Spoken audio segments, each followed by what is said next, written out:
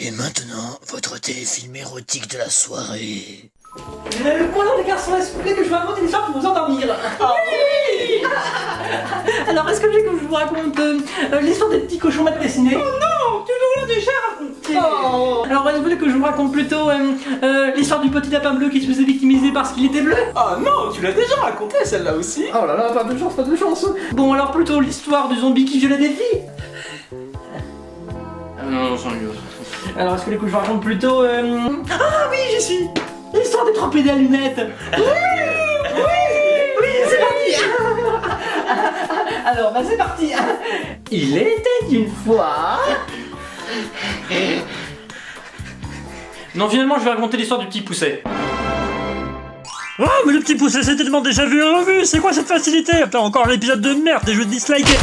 Ah bah ça se voit que tu connais pas la version des années 70. Il s'agit d'un film français sorti en 1972 pour être précis, et qui revisitait le conte de Perrault de manière plutôt fidèle et poétique. Le tout réalisé par Michel Boiron, auteur de plusieurs comédies de boulevard. C'est dire la surprise. Bon alors évidemment vous allez me dire... Le cinéma français, c'est de la merde. Eh ben détrompez-vous parce que ce film est vachement bien. Tu la sentais pas venir celle-là, hein? Tu la sentais pas venir? Bon, je vais pas vous faire une analyse narrative du film, vous connaissez aussi bien que moi l'histoire dans son ensemble. C'est plutôt la manière de l'avoir réalisé qui est intéressante. Parce qu'il faut reconnaître que la mise en scène, les décors et la lumière sont vachement bien soignés et vachement bien jolis. Pour une fois! Il y a même des petits moments d'animation. Bon, on va dire que c'est là pour faire joli, mais au final, ça renforce l'ambiance du film. C'était justement dans la période où tout le monde voulait faire son pot d'âne, en faisant des adaptations de contes avec des couleurs explosives et des persos vraiment allumés. Mais bon, dans ce film, il y a des trucs vraiment abusés. Que ce soit dans les coiffures ou les costumes, ça reste vraiment du what the fuck en termes de choix artistiques. Par exemple, les soldats du roi semblent sortir tout droit de la terre du milieu. Dans la manière de jouer, il y a aussi des perles, franchement. S'il y a quelqu'un, pourquoi je le vois pas? S'il y a personne, pourquoi il a frappé, hein? Et pour les têtes à claque de service, on a juste 2 des grands frères du petit pousset, donc ça va, on peut faire avec. Mais s'il y aurait qu'un moment à retenir, ce serait plusieurs scènes, sur un personnage. Je vous laisse deviner de qui il s'agit.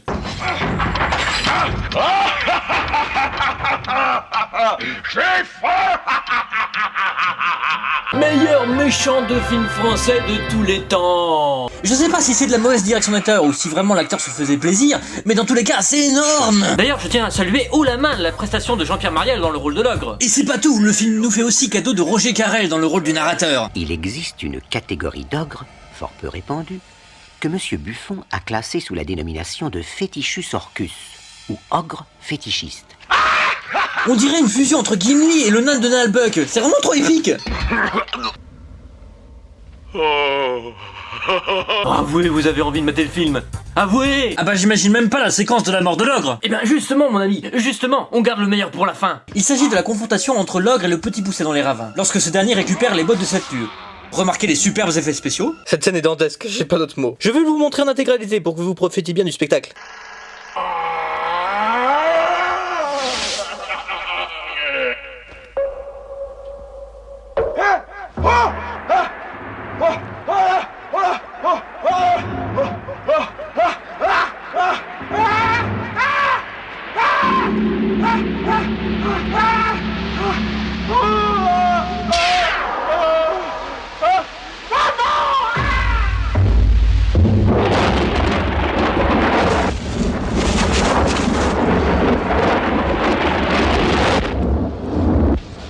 Ne dites plus jamais du mal du cinéma français après ça.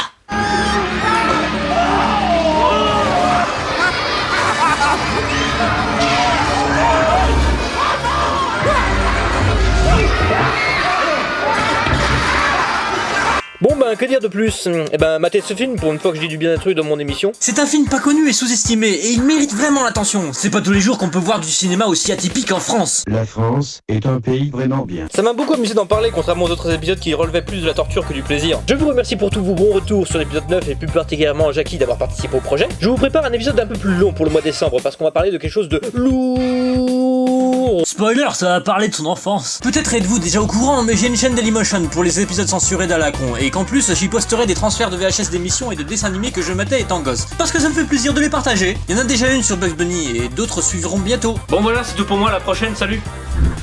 Bon voilà les garçons, l'histoire est terminée, j'espère que ça vous a plu. Et ben je vous laisse et faites de beaux rêves. Allez, salut, au revoir, au revoir, au revoir, au revoir. Salut, au revoir.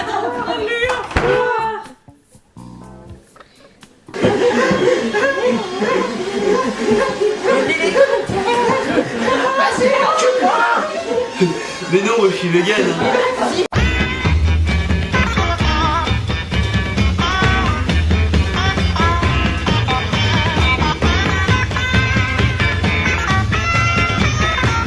Je suis sûr que vous aimez les gâteaux. Les enfants.